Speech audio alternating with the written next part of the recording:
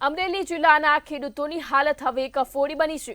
સમાચાર અમરેલીથી સામે આવી રહ્યા છે, જે જિલ્લાના ખેડૂતોની હાલત હવે કફોડી બની છે।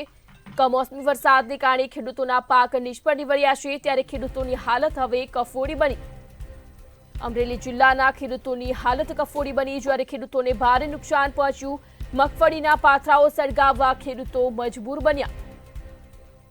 ખેડૂતોએ ડુંગળીના ખેતરમાં પશુઓને છૂટા મૂક્યા, જ્યારે મગફળીનો પણ નાશ કર્યો। કપાસ મગફળી પાક બરબાદ થતા ખેડૂતો હવે પાયમાલ થયા છે, જ્યારે જાફરાબાદ તાલુકામાં સૌથી વધુ વરસાદ પડ્યો હતો।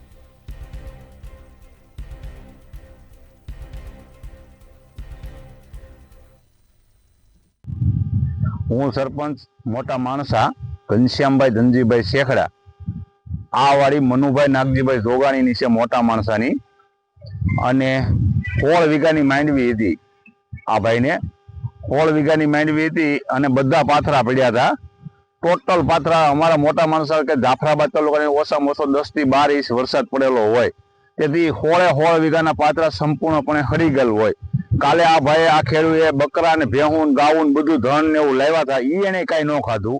આજે એ લોકો હળગાવવા આવ્યા તો અંદરથી બધું ગારા જેવું છે, હળગતું નથી, તો હળગાવ્યા છે પાથરા, બરોબર। એટલે આ ખેડૂને લાખો રૂપિયાનું નુકસાન છે। આ ભાઈને નુકસાન તો છે જ, પ્લસ એની ઘરે માલ ઢોર હોય એના માટે પશુનો સારો 1 પણ રૂપિયાનો સારો એની પાસે એક જરીકે નથી રહ્યો, બધો પલળી ગયો છે।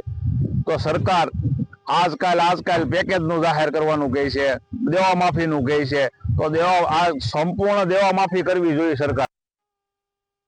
મારું નામ શૈલેષભાઈ મનુભાઈ જોગાણી, ગામ મોટા માણસા, તાલુકો જાફરાબાદ, જિલ્લો અમરેલી। આજે મેં મારા ખેતરમાં 16 વીઘાની માંડવી વાવેલી છે।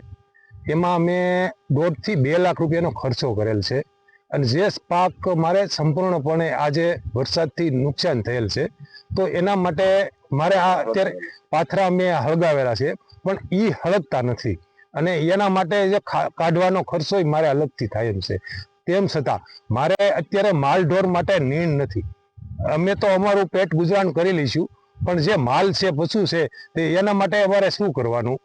એટલે જો આ સરકારને તમે સહાય આપો એમ કરો છો, પણ હજી આપતા નથી, તો એના માટે અમારે ક્યાં સુધી ઓલું કરવાનું, બરોબર? તો એના માટે શું કરવું?